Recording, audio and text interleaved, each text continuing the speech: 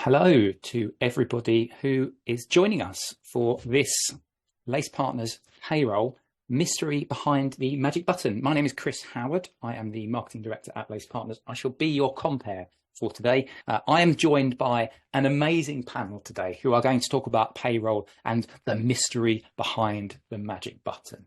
I've got a wonderful assistant with me, which is Mr. Simon Puryear, who's also my PowerPoint guru. So, Simon, shall we introduce the rest of our...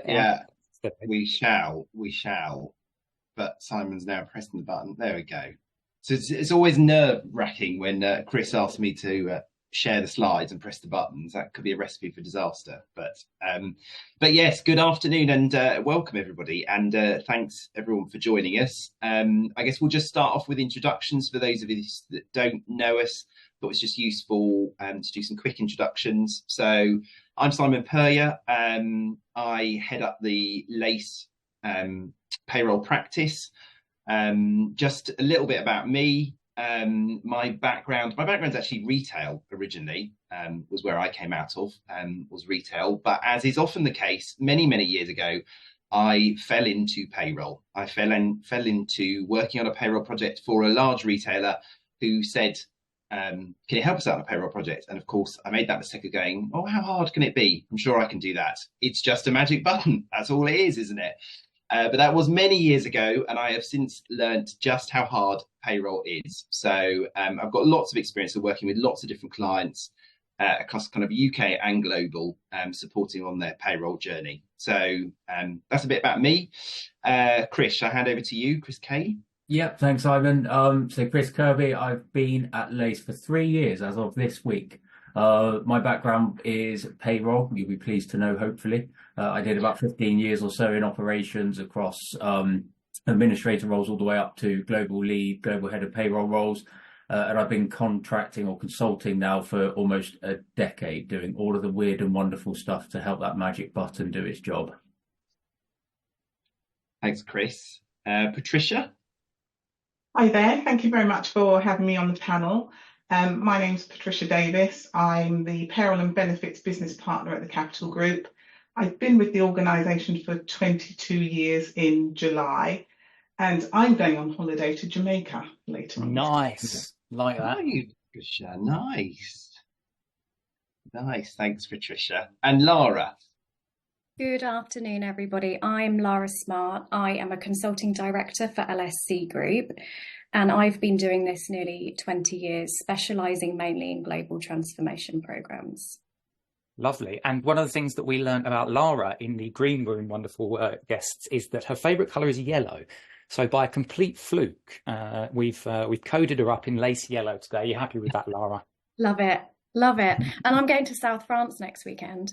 Oh, very nice. Bring me back some wine, will you? Right. Shall we get into the nub of today's webinar, Simon? Yeah. Transition us into the next slide. So what we've got listed there is just, as you can see, we've done the introductions. Thank you to everyone who's joined us in the chat and told us where you're going on holiday. We've got some great places: Portugal, South Africa, Corfu, Thailand, Jamaica, as Patricia said. But let's get into the nub of it. And we've got five sort of questions that we've got up. We've got a few polls, and we're going to have a few panel discussions as well. For the panel discussions, I'm going to hand across to the fabulous Simon Puryear so that he can compare and control this wonderful rabble of payroll professionals that you've got today. Right. But the first thing that we thought we'd do, because this shouldn't be a Zoom really without having some sort of poll, I thought. So what we want to do is we want to get a bit of audience participation, and we'll start with our first poll today, which is, you know, the nub of the question. So hopefully you guys are seeing this on screen, which is, why do people think that payroll has a magic button? Can you all just confirm that, so I'm not just showing something that a functionality doesn't work, that it is actually coming up? It is. Yeah, the results are coming in. Results are coming in. Why do people think that payroll has a magic button? This is going to be really interesting. And what I will do is, if you can all see, can everyone see the actual results coming in? Yeah, no, it's interesting to see. Hopefully the audience can see them as well, because this is going to form an interesting debate point for Simon and Chris and Lara and Patricia to get to the nub of. Yeah, I think we'll share I think that for everyone on the call, you can't sort of see the results coming in, but once we end it, you'll see the results basically. Yes, indeed. Okay, that's about a minute. So we'll end the poll, but we've had, just as a reiterator for the rest of you wonderful people, we've had 48 people that have responded, and 52% have said lack of payroll understanding. 6% have said not bothered and I have no interest in payroll. Why are they? Oh, interesting. We've had 15% that have said lack of visibility within the business, and we've had 27% who have said how hard can it be? My pay magically arrives. Simon, pick the bones out of that one. Well, I think it's interesting seeing the results in terms of lack of payroll understanding. I think this is what we always say, and it's to a degree what I said in terms of when I first started on a payroll project. I think it is this danger that people think it is as simple as pressing a button. That's the biggest challenge with payroll. I think we see that all the time, that people think it is just pressing a button. So I'm not surprised that that's the first result we're seeing. And what we're going to try and do really through today is just try and sort of talk around how it is so much more than a magic button, but how we can really think about how we elevate the world of payroll and emphasize the whole complexity and everything else that surrounds it, and hopefully think about how we can try and do more of that, because I think we all have a part to play in this, almost, of trying to educate people, because as much as it frustrates us, the reality is a lot of people are always going to think it's a magic button, and that's through from employees who just get their pay, and as we said, there is one of the options about magically receive their pay, but also through senior stakeholders. That's how we often find when we're working with people, that senior stakeholders often again think of it as, well, it's just simple, and there's lots of people working in the background to make it that simple. But Patricia, I think you can relate to that, can't you, in terms of all the effort and all the work that's going in, that you and the team are doing to kind of ensure that from people's perspective payroll works and they all get paid. Yes, absolutely, Simon. I can relate to that. But I would also say, we could turn it around and say the fact that people think it's a magic button, it works well. So, we can kind of spin it. Do we want people to think, oh, it magically arrives? It means that we're doing our jobs well, doesn't it? We all know that no one's really interested in payroll until it goes wrong. So sometimes I kind of think that idea of having that magic button is actually not such a bad thing. But it's like the swan. It's the swan, isn't it? In terms of the swan's there frantically paddling under the water, whereas it looks very seamless to everyone else who sees it. Yeah, absolutely. Totally agree with that. Lara, what about your experiences then from a magic button, and why people often refer to it as a magic button? I think Patricia makes a really good point. I think the external facade of payroll to employees, are they bothered about how people get paid? Probably not. I think internally there is a lot to do. I can see that Carla's just asked a question around how we raise the profile of payroll so that people appreciate the work that goes into it. I think that lends very much to the results of people not understanding it. So how do we make sure that we market payroll internally? We can do that through metrics. We can do that through short, snappy slides. We can do it through stakeholder relationship building. There's multiple aspects to elevating what your team do, not just from have we hit 99% accuracy this month, but what about the innovation of those KPIs and SLAs, the query management, the projects that the teams are working on? I think encompassing all of those different aspects builds the bigger picture that you can present back. Just a one-pager, I think, is enough. I think that people drown in a lot of words. I think that busy people don't have time to really read the detail on stuff. So sometimes just a summary slide is just a nice picture. Be consistent with it. So make sure that you do it monthly. Make sure that you're pushing it out to the wider audience. They will soon come to get used to learning that, and you've got the relationship, so you've got the trust there. Yeah. And Chris, Kay, what about when you, if you go back to your kind of Barclays days, I guess, you were very much in that position where everyone just thought it magically happened in the background. Yeah, 100%. And I think, like Patricia said, there's an angle that you have to remain conscious of, which is actually that's not necessarily a bad thing because it means you're doing your job well. But fundamentally, I think payroll is something that maybe employees haven't traditionally and maybe still don't see the nuts and bolts of. They don't need to see that because payroll do such a strong job, whether it's processes, technology, all that good stuff. And I think when you compare it to something like a simple action, like changing your address, that's something that employees engage with HR or payroll, whatever, very frequently. And it's therefore quite prominent. It's in their minds and they almost have an appreciation for what goes on. Whereas for payroll, all of that complexity that sits upstream, whether it's the master data back to the addresses and things, whether it's the personal information that feeds payroll, all the feeds from other systems and everything, employees don't necessarily see that as payroll. They don't see it feeding payroll. And it's an incredibly complex thing, but it's almost naturally hidden by the process itself. And therefore, I think when we look at those responses, I've noted down here, it was lack of understanding, I think, and, how hard can it be? Ultimately, because it is hidden, people kind of interact with their organization in the way that they need to interact, which is with potentially the HCM tool, with their HR teams, all of that good stuff, and their payslip just arrives. So whereas there's this front end interaction that isn't necessarily seen as payroll, and then the only interaction they do get is their payslip, that is, it's fairly easy to jump to why people just see it as a magic thing that just happens on the end. And what about that? The point there around the lack of visibility. I mean, I think, Lara, you sort of touched on some of the ways you can try and, make it more visible within the business. And there's probably this balance between almost whether you want it to be really visible or not.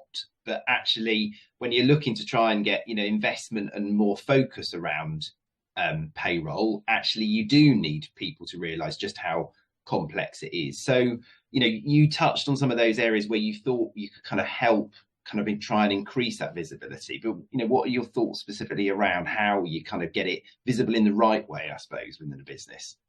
I think there's also a question of why wouldn't you make it transparent? Because you're paying people, you're there not only to provide a service, but you're there to make sure that the business is compliant. So I think it's in everybody's best interests, both business and employee as well, that there is transparency around it. I do think that providing the right value add sort of statistics, rather than going into huge amounts of detail, is also key to making sure you can project that transparency and that visibility. And I also think that cumulatively, if you're assessing your payroll strategy on an annual basis, they're the metrics that you should be looking at to assess, where have I got trends, where have I got issues against what the market is doing, as to what do we need to do to improve, to innovate, to make, kind of take payroll to that next level, as opposed to, we talk about it not being very visible and transparent at the moment. And there's things that we can do internally, there's things that vendors can do to support us with that. But I also think that there's things that we can do to elevate the profession to where it needs to be and the industry, as opposed to it still being referred to sometimes as a payroll processing administrative type function. And I think it's on all of us in the industry, especially within the leadership role, to make sure that we provide that visibility back to people. Yeah, no, totally. And you must see that a lot through the work you're doing with the CIPP, I guess, in terms of trying to, raise that profile and get more visibility around it.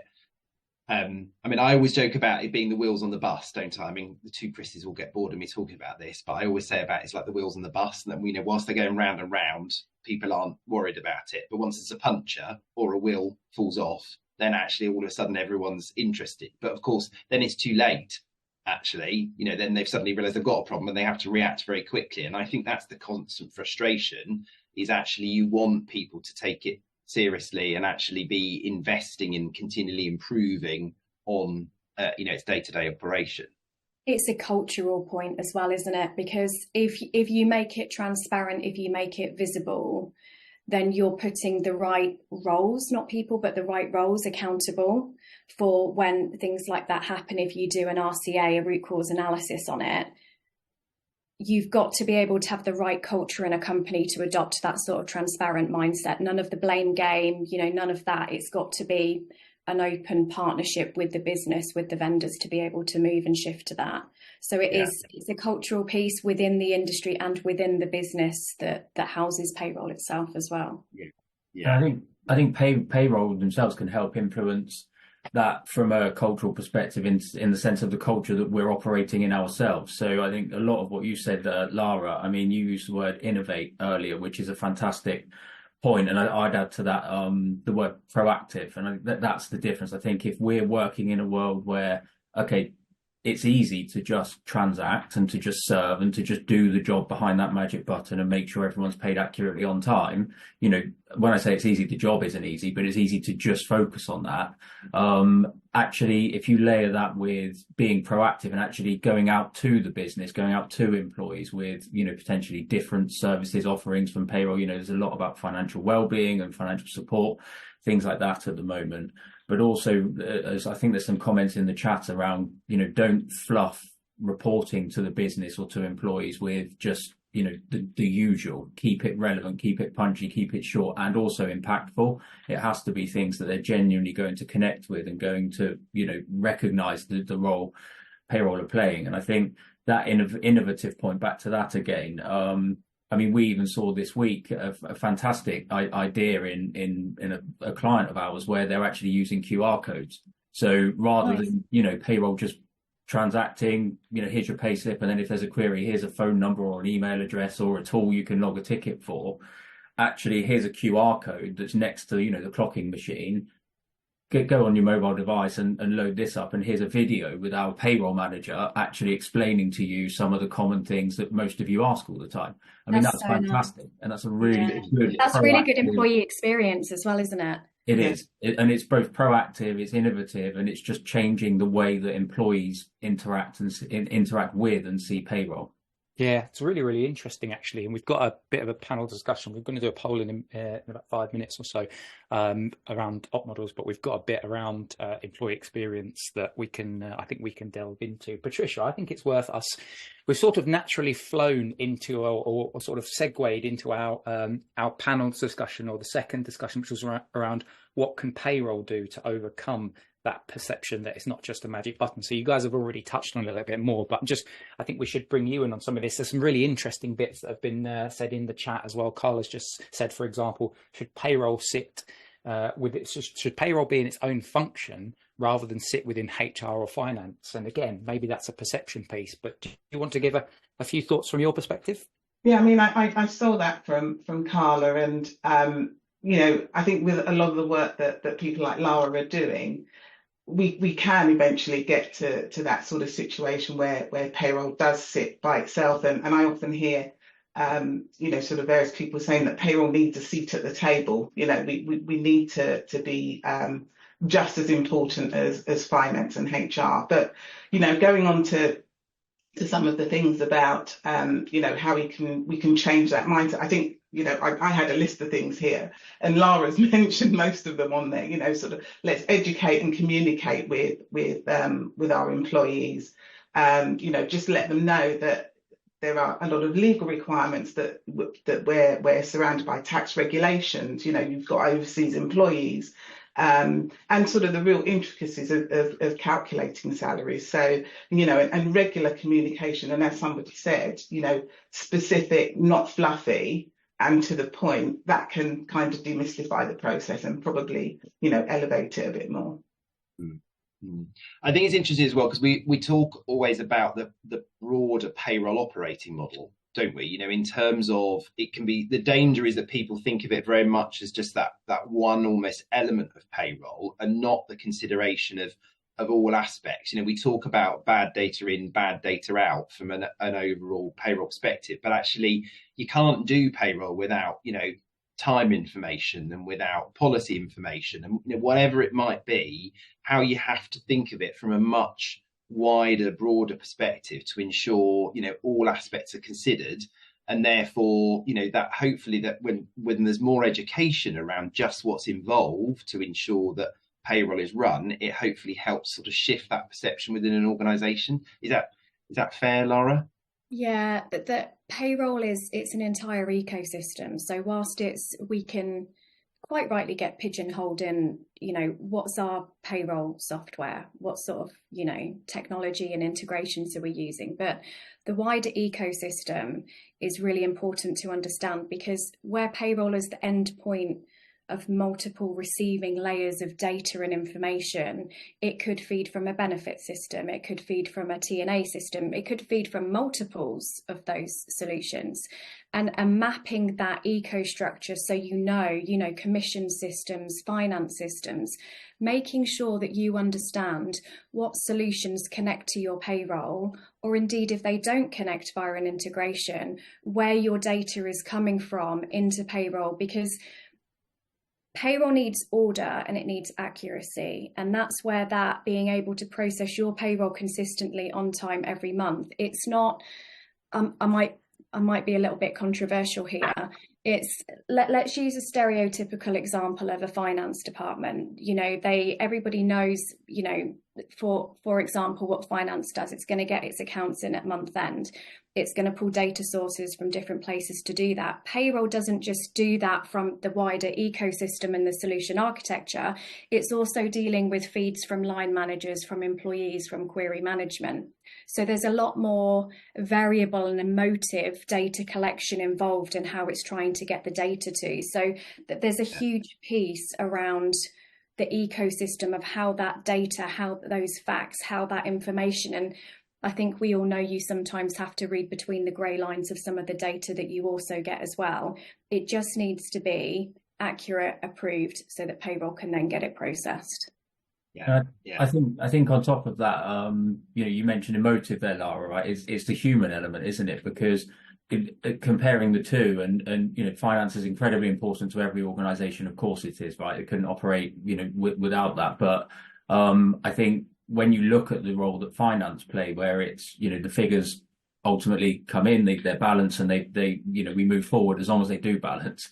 Actually, when you're looking at the same data set for payroll, you have to factor the human element as well. It's not just a number on a page. That's potentially someone not being able to pay their mortgage, potentially someone who's not going to get this benefit if you don't do something different than maybe what the technology's done, or a broken process or something like that.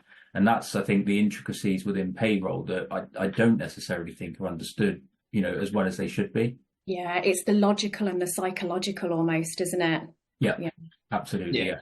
And I think it's interesting because I remember working with an organisation many years ago where we actually did kind of map out all of that complexity, all of those different elements that had to be taken into account to just ensure that payroll ran on a weekly basis. And actually, when you started to show that to the organisation, they were, almost horrified that all of that happened. Yeah, because they had no idea. And that they were sort of senior stakeholders where payroll sort of sat within their function, but they just had no visibility of it. So I think that broader, awareness of that operating model is so important, and probably segues nicely into our second poll, Mr. Howard, doesn't it? Yes. Shall we go for it then? Right. So the second poll that we'd like everybody, some audience participation once again, which I'm just launching now. What are the main challenges with your payroll operating model? Is it systems and data integrations? Is it process definition and or adherence? Is it data accuracy and or visibility? Is it business complexity or team structures? And we're seeing already, I'll show it up on screen in a minute, but we've got quite an interesting balance between systems and data integrations. All of them. We've got all of them straight in. Yeah. All of the above. Just while we're waiting, so we'll let this poll run for another sort of 30 seconds or so. But Patricia, anything in there from your perspective that you would expect to see in terms of lots of people saying this is a challenge for us and our operating model, just as we're waiting? Most definitely for us, it's systems and data integration. So we recently changed our HRIS system. So, we're going through one or two stumbling blocks with that. You've got to have the right payroll system in place. You've got to have the right process, whether it be in-house, managed. You've got to make sure that that's in place. We're currently going through the process of working with LACE in reviewing our processes, because we're going through a really tough time with our provider, and so it's a case of not just blaming the provider. It's not always going to be their fault. We've got to look at ourselves, see what we're doing, and with the help of you guys at LACE, we can come out the other end with the right process. Our integrations work well, and then it's great for the rest of the team that we can then do more value add things instead of just concentrate on making sure that payroll is right, and dealing with the issues that we have. Yeah, certainly.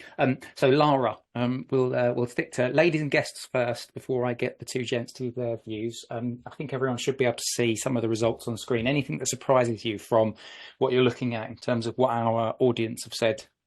The only surprise is that nobody said anything around team structures. I thought that. Yeah, I don't know if target operating model or people or training or skill set or resource kind of all encompasses that team structures perspective, whether it's UK, whether geographically it's regionally, globally, shared service centres. So I'm quite surprised that there's nothing in there.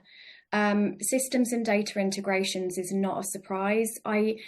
I see a common theme with a lot of my clients in that they will procure a system or a solution, and they will build what they need to. And there will be, as typical in vendor selection, your one-time costs, your recurring costs. And I think that most people will go for the big bang, we're going to implement, we're going to send it live, but then maintenance seems to fall off the radar. And I think this is where the systems and data integrations piece then comes as a challenge later on, because everybody's so focused on let's get everything live, whether it delivers the ROI or the compliance, that should be monitored moving forwards. But I do think that there's a piece in there around how businesses are continuing to deliver their model and make sure that they're maintaining and keeping up with that sort of stuff, because you can save costs in payroll in different ways. And I think that if you put that sort of business case in front of somebody to say, we're saving this and we want to utilise the money to improve and maintain that, or indeed build it in as part of your target operating model to further deliver and maintain in sort of a project delivery ongoing capacity, there's really good ways of doing that. But for me, they're the main two that stand out. Business complexity, of course, mergers, acquisitions, all that sort of stuff that comes in as well. Yeah. Mr. K, what do you reckon? Again, the only surprise is really around team structures. I think that I would have expected to see some at least in there, but certainly no surprise in system and integrations being one of the big ones. I think Lara makes a fantastic point around it's something that's very easy to do. If it's say procurement led, if it's IT led, if it's led in a silo, wherever that is, even if it's just payroll led with no other sort of considerations, it's very easy to, the dreaded MVP, to go down that route. It's very easy to just put something in based on what we do today being done somewhere else. I think one, that often changes just through things like expansion and growth in businesses, but two, employees change, and employees are our customer, right? They are literally our customer. There's no one else that we serve in payroll. Obviously the authorities and things take receipts and files from us, but fundamentally we're there to serve employees, and their expectations, their demands, their needs change. I mean, certainly if the last 4 or 5 years has taught us anything, it's that nothing's a given in terms of society and global demands. And I think that has to be factored when you're making those decisions and when you're structuring your broader sort of especially technical model around the need for adaptation, around the need for evolution in line with your employees and anything else.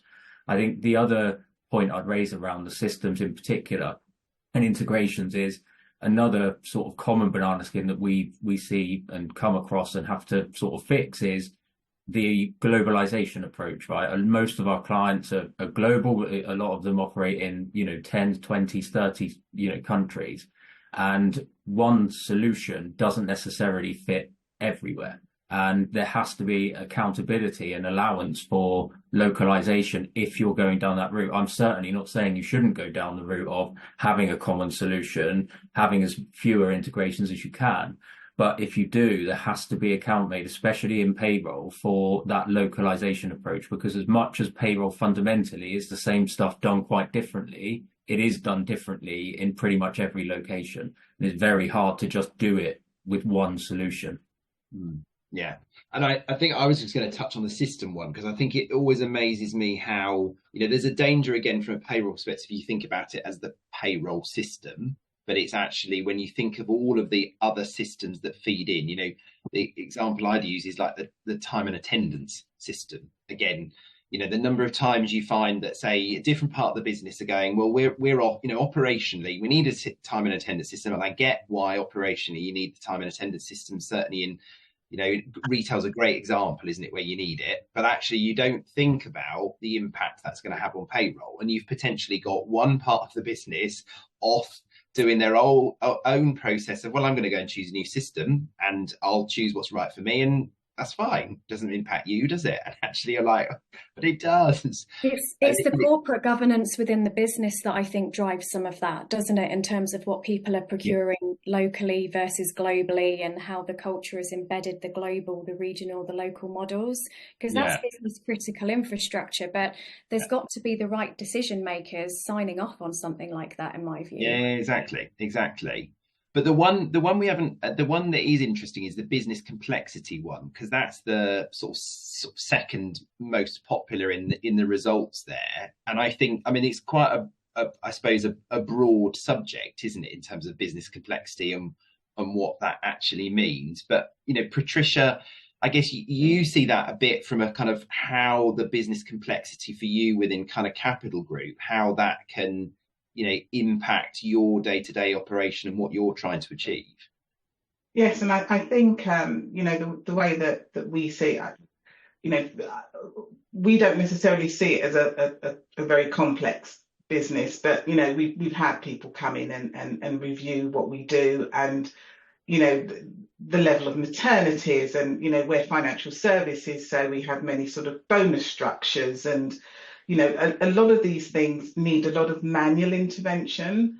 And I think, that's kind of what we want to work towards, to get a lot of these things automated, to make sure we're much more efficient. But yes, overall, our systems are, or our practice in our business is pretty complex. So, yeah. This is very much a passion of mine, as you know, Simon and Chris. But I think I always sort of split complexity into two buckets. And I think there's non-negotiable complexity, and then there's, complexity that you can actually do something about. Yeah. I think Lara mentioned around, M&A, for example. Ultimately, a lot of businesses, and it's becoming more common, I think, now, are M&A based, right? There's a lot of businesses that is how they operate. Now, that is non-negotiable. That means you need to have partners, systems, integration, whatever it is, processes, people in place to serve that as a fundamental requirement of your business. But there's also optional complexity that can be solved. And that's things like, actually, we've been operating on the same payroll system for 15 years. We've actually had 15 different policy drives in that time, and we've now got 400 different flavors of exactly the same thing built into our system.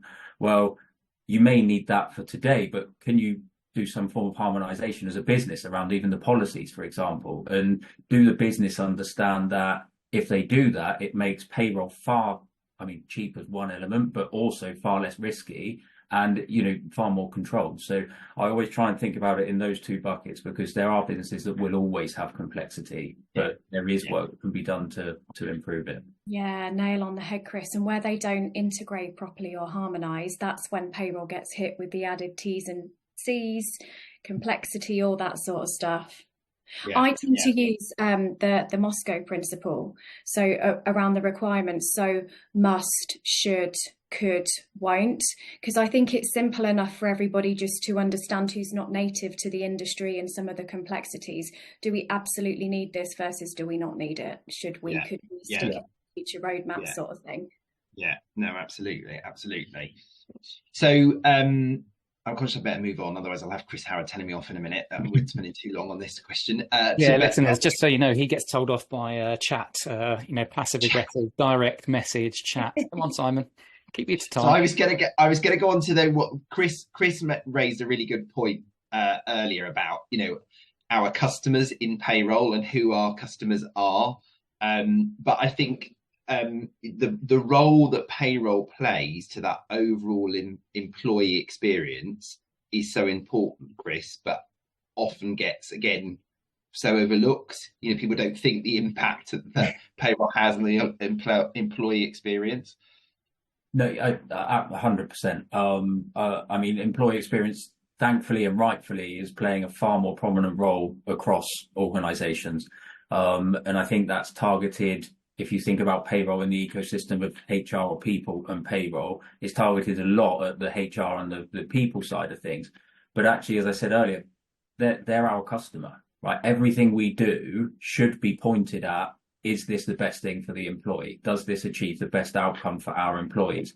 And I think a lot of the siloed thinking, a lot of the MVP decisions, the easy route, some of the things that cause some of the challenges that we've already spoken about, and also that some of the poll results illustrate. I think those are decisions that are made without that lens. They're made they're kind of made internally around, people teams versus payroll teams versus finance team. What works best? How do we replicate what we do today? What's the cheapest option? What's the quickest option? That's not what we should be doing, right? Every decision we make should be driven by, not just factor, driven by employee experience and how does this impact how we serve employees. Yeah, no, totally agree. And Patricia, again, we talk about that a lot, don't we, with the work we're doing about, again, trying to come at it from an employee perspective and think about the impact employee. I appreciate in your workforce, to a degree, it's relatively straightforward, but you've still got quite a diverse workforce that needs to be considered in all of this, haven't you? Yes, absolutely. And I think we've got to remember that, the employee experience, it impacts their financial security, their job satisfaction, and then it gives sort of overall engagement of employees in their other work. Because what we have to remember is, if we get payroll right, our customers, as Chris said, they can then focus on the job that they are employed to do. And so, I think we can come right back to square one. And let's let them think that there is a magic button so that they can focus on what they need to focus on, and then we can give them that financial security as much as we can and get their engagement in their normal day-to-day work. They don't let them think it's too much of a magic button. Lara, what do you reckon from an employee experience perspective? And what more can we do to try and kind of enhance that employee experience from payroll perspective? When we're setting up projects and programs, providing they're being set up correctly, we should have design principles. So do you want it to be automated, more efficient? One of them should always be the employee experience lens. And somebody said last week that there's 126 variants of people. Now, I don't know what they are in details, right? But I think it's testament to how different every individual is and what their different preferences are and what they want. You're not going to give us all 120 now, no? 126. No, I roll off a list afterwards. I think that in payroll, it's really easy to give somebody a payslip and you know that you're going to have the queries and people think the payslip is it. Actually, if you're looking at your strategy and you're assessing the market, you're going to know that there's pay on demand, typically a room divider, but a really interesting offering to people from, an employee experience perspective. Salary sacrifice pensions, the benefits that go through payrolls, the benefits. And I also think that drives a personal value to everybody. So what are you using your benefit that you're paying tax on that goes through a payroll or pay on demand for to add value to your life? Not from a work perspective, but to you as an individual. If everything came from an employee focus rather than leadership and vertical siloed ways of working rather than the kind of matrix horizontal practice that we want on that end-to-end process, I think that the right decisions would be made having the right business and employee interests in the first place. And so I think, just to loop back, I think when we're setting up programs and projects and we have those design principles, I think that everything that we do in payroll as part of your value statement, your mission, your purpose, should encompass employee value, employee experience. Everything that you're doing should, as a business benefit, like in a business case, should always link back to that. Why are we doing it? The 5 whys. Why should end up in some sort of experience factor as well. Yeah, and as you say, how you can enhance that experience for the employee and make, it could be simple things about the information they're receiving, or it could be about how they're going to access their pay slips, or, whatever it might be. But absolutely, to come at it from an employee perspective and ensure that you are enhancing and making it that much better for them. It does always, and like Chris said earlier, like the QR codes as well. Like, what a nice. Apparently you can get 5 generations in a workforce nowadays, and of course, especially with Gen Z coming through, they've got different demands to somebody who's sort of on the sort of further along stage of their career. Everybody wants different things, so it's how do you target all of them and make sure that you can assess and address the whole population. But the QR code one is a really great example as well, because as Chris said, they've done it in a fun way, because you do go to a YouTube video and it is done in a fun way, but actually it gets the message across, because ultimately it takes someone through their pay slip, it goes through frequently asked questions, it's done in an engaging, interactive sort of way, but ultimately it's really reduced down the number of questions and queries they're getting around it. So I think it's brilliant. It's brilliant. I think it's making payroll fun. Exactly. We are fun. But I think importantly, it does cover Lara's point as well, doesn't it? Because it's not done in place of the traditional routes; it's done in addition to, and therefore, the client we're talking about has a predominantly young workforce. And the majority of them, therefore, they love that, and it works, and it does remove a lot of queries. But actually, where they have people who still want to contact payroll in the old way or in a different way, that option is still open, and that's that employee focus. You don't just switch everything off because you found the magic bullet. You think, what do all of our employees need? How do we meet all of those requirements? Yeah. I think a lot of people will be stealing that one, Chris. Well, I've got the word magic bullet in as well as magic button. We need to come up with another one. Bullet's a bit aggressive though, Chris, isn't it? Like a double-edged sword, that one could be used in a different manner of... Shall we? I know we've got some questions coming in, but we will do questions in a minute. But I don't know, Chris, as we're sort of talking about the employee experience, it probably leads nicely into our last poll, doesn't it, around the kind of change piece? I think so. Yes, I think so. So the question that we'd like you to once more, just for the third and final time, just to give us a little bit of audience participation. You've got to sing for your webinar supper here. Is why is the impact of payroll change often overlooked? So we've got 4 options, which is focus is often on the system rather than people. What is changing and is not understood. There is also, it is seen as unnecessary and until implementation, or there is no budget for change. So pop your bits in the chat, or sorry, not the chat, the poll, and we'll get our fabulous panel of 4 payroll gurus to pore over it. And just while we're waiting for that to crack on, any kind of thoughts? We'll start with you then, Chris, on this particular question before we then lead into it, just for maybe 20 seconds or so. I think, I mean, I don't want to preempt the answers, but for everything that we've sort of been discussing today, I think the first one, focus often being on the system rather than the people. For me, that's if I look at the symptoms that a lot of our clients are facing, that's the root cause.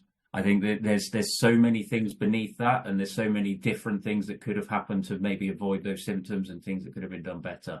But fundamentally, it comes down to we've not focused on how we're serving people. We're focusing on how, what system do we need? What's the best decision cost-wise or whatever? And I think the impact of payroll change is overlooked when you don't understand that the priority is your people.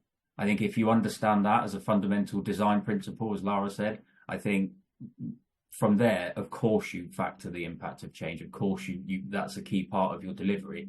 If you're doing it as a very technical project or simply a payroll project, actually it might be bottom of the pile, and maybe even the people who are doing it don't necessarily have that as a second nature. And Lara, just reflecting on some of those results which are on screen now, what do you reckon? Yeah, I agree with Chris. I am of the view that transformations, it doesn't matter if you're making a small change in a system to a big, global ERP sort of scale of change. It ultimately impacts the people who work on it, the people who are involved in it, the end point of it. And I think that that's often forgotten because there's usually people making decisions who don't have the experience or the understanding. And there's things we can do around that, right? But sometimes there are just people in positions who don't listen to perhaps payroll people who do have that understanding of the complexity and if things go wrong. And I think that goes a long way into people thinking that they can automate everything. There can be one source of truth. AI would be brilliant if it could do that, wouldn't it? The latest buzzwords that get thrown around. But the reality is you still need people to manage this process and will do for a long time. Can you flash the... Yeah, of course. Just is seen as unnecessary until implementation. This is a big one. So I see this quite often, whether it's recalibrating and rebaselining programs, because people have gone straight into an implementation. They've procured something without necessarily understanding what they've got.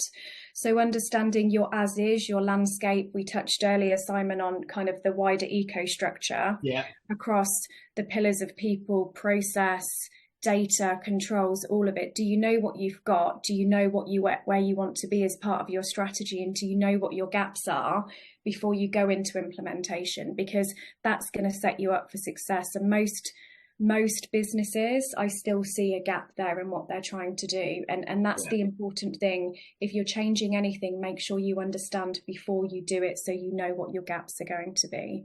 And that also lends to helping you understand what's changing because you can articulate it in the right way to people.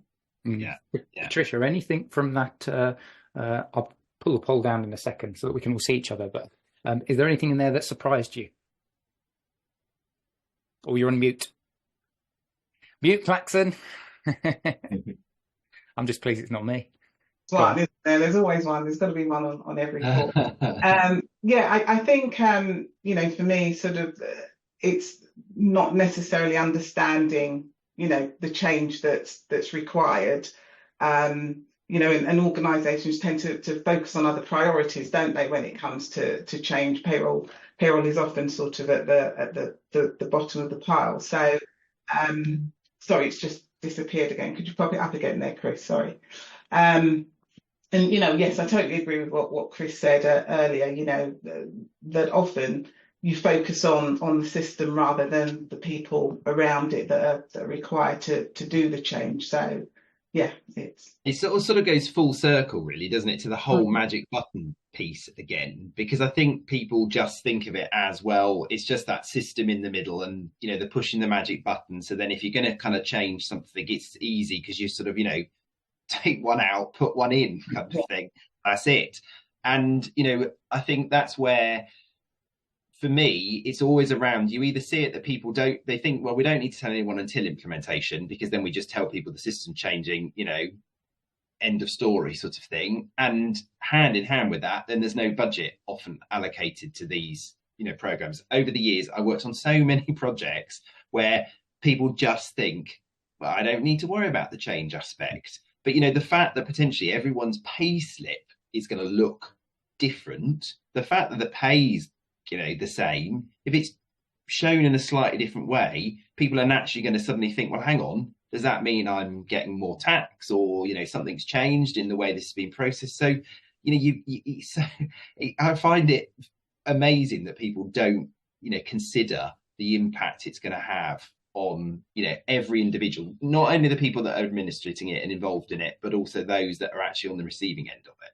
And I think we can loop it back as well to the conversation earlier around the profile of payroll and the importance of boosting that, because that second point around understanding the impact of change or not understanding it being one of the fundamental reasons.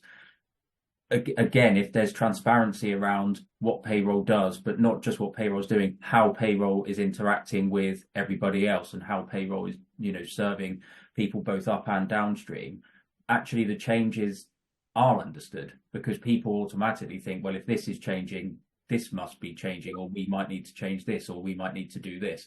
So there's that engagement point, and it starts with payroll playing that prominent proactive role and making sure that that's understood, but then it comes with the collaboration while enacting that change and while triggering that change.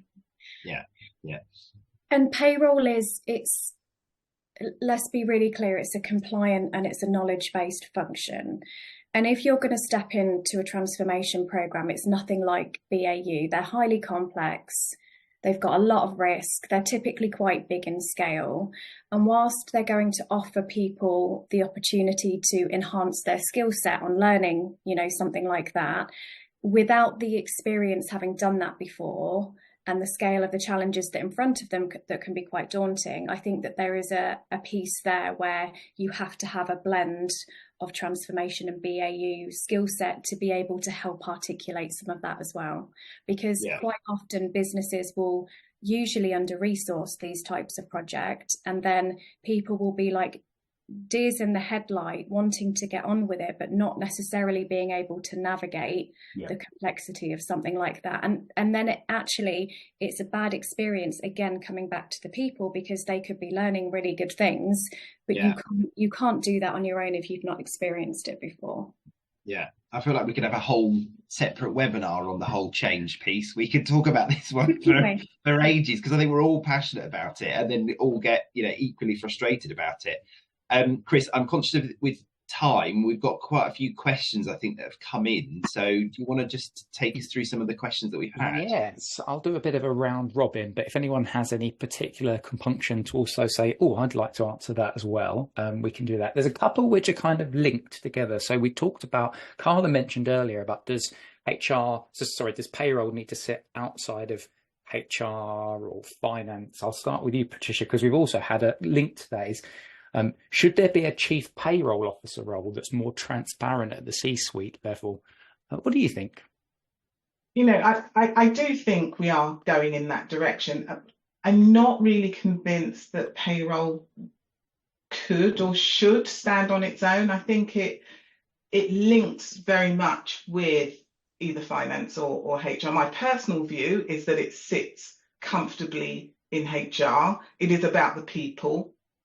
Finance it, and I think for me that's almost where the link ends. My experience is, I've worked with payroll in both HR and finance, and it's harder to get the information about the people if you're not sitting with those people, i.e. with the HR department.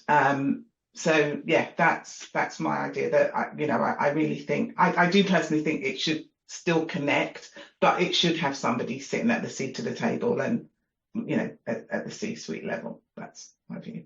Lara? I think it depends on the business. I don't think that there's a one size fits all approach for it. I think HR is people-based, it's people-based data. I think finance lends more to the reconciliation, to the controls. It can report into reward functions. I think it just completely depends on the target operating model, the appetite and the culture of the business, and where it's going to get the best leadership and deliver the best value. CPO is a role that I would like to see in the future, but I think that it needs some work to be able to get it there, to really establish this is what this role is responsible for. Okay, brilliant. Chris or Simon, any kind of final bits before we move on to the next question? I mean, I'm pleased it was framed as a final bit, because it's always the worst question to go last on because everyone's already said it. But I completely agree. Lara's hit the nail on the head with it. Essentially, it's horses for courses, right? What works for one organisation won't be right for another. That goes for sitting in finance, sitting in HR, sitting in reward. It's the same. But fundamentally, I think the danger that people need to watch out for with that concept is you don't want another set of priorities added to a mix that's already complex and makes change, adaptation, transformation difficult, right? So if you're in that environment, it can be as simple as budget, right? If you've got a CHRO and a CPO, they've both got different budgets, they've both got different priorities. It's already hard to get change through the door when that factors payroll in any organisation. And I think that's a really important factor in that concept. I'm behind it where you can make it work, but you need to make it work properly, not just add to an already complex landscape. Cool. Simon, I've got a question which we'll go through. It's an anonymous one. How do global payroll needs of SMEs, I'm assuming that means small, medium enterprises rather than subject matter experts, how do the global payroll needs of SMEs differ to enterprises? Yeah, it does. Why are they undeserved by the main vendors? So as in, why are they? So are we saying from a global perspective why it's not one global provider kind of fits all? What the question's getting at, yeah. I mean, I think that again could be a whole separate webinar, I think. But I think there's this sort of myth, I suppose, that there is one size fits all to every global organisation, and I think we found that isn't the case. I think you can potentially narrow down how you kind of service your global operation, but I think finding something that fits every business from a global perspective is impossible. I think largely, as we find, just because every country is different in its operation. It's culturally different, but then tax legislation and everything is different. So therefore, finding one solution that is going to be able to tick all those boxes is near on impossible. I think we're getting a lot further forward than we have over the years, but actually being able to find one specific solution is pretty impossible. I hope that answers the question. I think. Yes, well, please let us know in the chat if that's answered the question. We've got literally 1 minute left, so apologies, but we have got a couple of questions in. What we'll try and do is answer those questions afterwards, before we, after this session is finished. What we'll do is we will feature this is an on-demand version on our website, so you can access that through the Lace Partners website. What I've just done is called up on screen just one final kind of section just to let you know that we do have a payroll community that we get together on a semi-regular basis just to discuss and debate some of these ideas. And we've been running that for a couple of years now. It's a collective of some really, really interesting people from a broad church of different industries. If you're interested in finding out more, then obviously there's some email addresses there. You can reach out to the guys. We have got 1 minute left, so I'm just going to stop the screen share for now. I guess really more than anything else, Simon, we want to thank our guests for joining us today. Yeah, no, it's been great. You start with an hour and you're like, oh, it seems like quite a long time to kind of fill to discuss it, and then you just get into it and it's like I could carry on for ages. But Patricia, Lara especially, as well as obviously the two Chris's, thank you so much for your time, your input, your insight. It's been brilliant. I love having you on, and it's been great. And as I say, we could have talked for ages, but thank you for your time. I really appreciate it. No, thank you. Well done with the PowerPoint and the polls. I know. No, it's how Chris shared the last slide. I feel like you had the harder job. Yeah. Thank you very much. And that's it for today. Hopefully you've enjoyed the webinar. As I said, it is an on-demand version you can get on the Lace Partners website. If you go into the Insights section, you can find that, or it will be on the Events section as well. But from myself, Simon, Chris, Lara and Patricia, thank you very much for watching. And we'll catch you on the next one of these that we do. So see you later. Thanks. Thank you. Bye-bye. Bye.